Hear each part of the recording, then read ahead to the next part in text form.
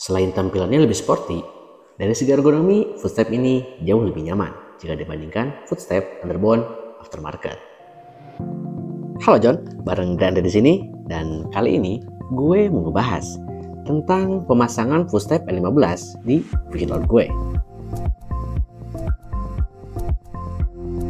Kalian pasti tahu lah, kayak gimana sih bentukannya footstep original Yamaha Vision Old. Desainnya itu bener-bener boring, dan menurut gue untuk tampilannya amat sangat standar. Biasa banget lah pokoknya. Makanya, untuk bagian footstep Civiction, gue upgrade pakai ala-ala Thunderbolt. Dan karena footstep aftermarket itu mahal, akhirnya gue nyari opsi lain. Sebenarnya emang ada beberapa brand yang nawarin produknya dengan harga yang cukup terjangkau. Cuman balik lagi ke selera sih. Karena yang jadi pertimbangan gue waktu itu, selain desainnya harus keren dan gak lebay, faktor ergonomi juga harus benar-benar nyaman. Karena kan Civiction itu motor buat harian, bukan buat balapan. Dan setelah gue timbang-timbang, akhirnya gue pilihlah footstep original kepunyaannya L15 V2. Ada beberapa alasan kenapa akhirnya gue lebih memilih footstep L15 dibandingkan footstep aftermarket. Seperti yang gue bilang barusan, kalau Civiction itu motor yang biasa gue pakai tiap hari. Jadi untuk ergonominya harus benar-benar nyaman.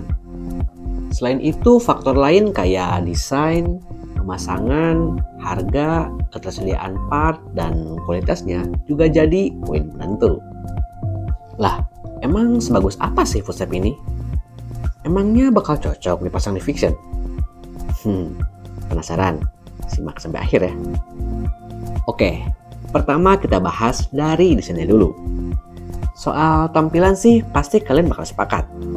Kalau desain footstep dari L15 V2 itu jauh lebih keren jika dibandingkan bawaannya Yamaha Vision Old. Meskipun footstep ini statusnya OEM pabrikan, tapi untuk desainnya itu masih terkesan sporty dan futuristik. Selain itu, looknya juga kalem, serta jauh dari kesan norak dan juga lebay. Tapi ya emang harus gue akui juga, kalau soal desain, footstep ini nggak segarang versi aftermarket, kayak keluaran WR3, RCB, B-Pro, ataupun lain sebagainya. Cuman kalau bicara desain sih emang subjektif, makanya gue nggak bakal ngomong banyak di poin ini. Tapi garis besarnya, untuk soal desain, footstep L15 V2 ini jauh lebih sporty jika dibandingkan bawaannya Yamaha Vision.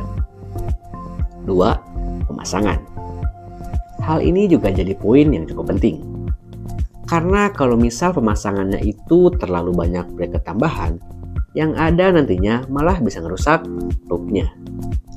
Kalau versi aftermarket sih nggak bakal butuh bracket tambahan. Karena emang dari pabriknya udah didesain khusus buat motornya. Jadi untuk looknya pun bakalan tetap proper, meskipun statusnya aftermarket. Nah, gokilnya, si footstep L15 V2 ini kalau dipasang di Yamaha Vision itu PNP banget. Di sini bener-bener nggak ada ubahan ataupun bracket tambahan. Plug and play banget lah pokoknya. Dari mulai posisi baut dan lain sebagainya, itu bener-bener pas banget. Tapi emang sih ada sedikit minusnya, yaitu untuk kickstarternya jadi nggak bisa kepake. Karena pas begitu diengkol bakalan mentok. Cuman tetap ada solusinya kok. Kita cukup ganti engkolnya pakai kepunyaan Yamaha Bison. Dijamin deh, pasti nggak bakal mentok lagi. Untuk pemasangannya pun juga sebenarnya PNP kok. Karena ukuran lubang asnya itu bener-bener sama. Cuman di sini gue nggak pakai, dan gue lebih memilih cuma ngandelin leg state starter. Tapi secara garis besar, pemasangannya PNP banget. Tinggal kalian tentuin sendiri, mau sekalian ganti pakai engkol Bison atau cuma ngandelin electric starter kayak gue. 3. Harga. Bicara soal harga, untuk saat ini emang udah jarang banget ada yang jual varian S barunya. Karena ya untuk L15 sendiri sekarang udah masuk generasi keempat. Tapi kalau nggak salah sih ada juga kok yang punya stok NOS-nya dan dijual di kisaran 700.000 sampai 800.000-an untuk esi kiri dan kanannya. Ya emang bukan harga yang murah sih, karena faktanya masih banyak kok versi aftermarket yang dijual di kisaran 500.000-an atau bahkan di bawahnya. Cuman ini kan part original, jadi pastinya banyak banget yang jual versi secondnya di pasaran. Dan gue pun beli footstep ini secara bekas dengan harga cuma 400.000. Sebenarnya banyak banget kok yang jual footstep copotan L15 V2 secara online. Untuk harganya sendiri variatif banget, mulai dari 400.000-an sampai 600.000-an. Tergantung pinter-pinter kalian dapatnya di angka berapa. Menurut gue sih kalau misal dapat di harga 500.000-an, itu worth it banget. Karena mesti diingat, ini part OEM loh. Jadi untuk kualitasnya udah pasti durable. 4. Ketersediaan spare part. Nah, menurut gue ini juga penting, John. Karena mau seawet apapun spare part motor, tetap aja ada umurnya. Belum lagi kalau misal amit-amit crash. Kan udah pasti beberapa part bakal rusak. Bisa itu cuma bengkok, bahkan bisa juga sampai patah. Enaknya pakai part OEM tuh kayak gini. Jadi untuk ketersediaan partnya bisa dibilang lebih kejamin. Dan sampai sekarang pun untuk perintilan footstep ini itu banyak banget yang jual. Di beberapa marketplace ternyata part semacam kayak per, pijakan, bracket, kupingan, pedal shift, pedal rem, bahkan bandulnya itu masih banyak banget yang jual. Jadi untuk afterpartnya jauh lebih kejamin kalau misal amit-amit crash dan footstepnya sampai rusak. 5. Kualitas. Di sini gue yakin pasti banyak yang setuju dengan istilah kalau part original itu lebih awet dari non-original.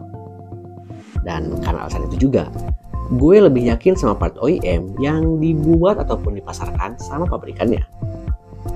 Kalau bicara kualitas, untuk versi original jelas jauh lebih presisi. Finishingnya oke, dan juga materialnya jauh lebih solid. Di sini gue nggak ngebandingin sama versi aftermarket sekelas RCB ataupun Bipro ya. Karena untuk peruntukannya pun jelas beda banget. Yang satu develop buat balapan dan yang satu cuma buat harian. Jadi untuk kelasnya emang berbeda. Makanya jangan heran, dari segi harga, kedua merek tadi jelas jauh lebih mahal. Tapi meskipun yang original lebih murah, bukan berarti kualitasnya kalah bagus ya John. Pokoknya untuk versi OEM tetap punya nilai plus tersendiri. Entah itu dari kualitasnya ataupun durabilitasnya. 6. Ergonomi. Nah, ini juga gak kalah penting. Apalagi kalau tujuannya buat harian, poin nyaman itu wajib jadi pertimbangan. Karena kalau cuma modal keren doang, tapi pas dipakai riding jauh malah gak nyaman, ya ngapain gitu kan. Dan bicara soal ergonomi footstep ini, menurut gue meskipun posisinya jadi agak naik dan mundur dari bawaannya Fiction, tapi untuk feel ridingnya masih nyaman banget. Posisi kaki masih terbilang rileks dan nggak sampai ketekuk parah kayak saat pakai footstep aftermarket.